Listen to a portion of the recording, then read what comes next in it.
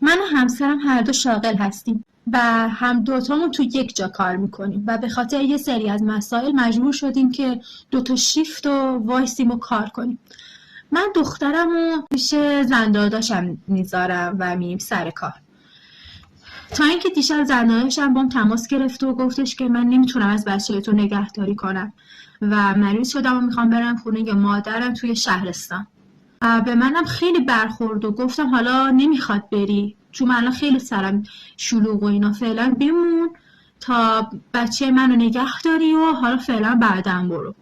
زنده داشتم هم خیلی ناراحت شد و نه گذاشت و نه برداشت، اومد گفتش که مگه من شدم نوکر تو شوهرت که هر دفعه بچه تو رو نگه دارم، نه که خیلی حقوقتم به من میدی.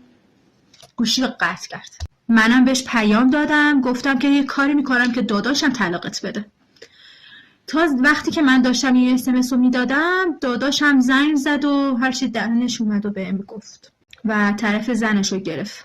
من الان خیلی ناراحتم، نمیدونم چه کار کنم. شما کمکم کنید.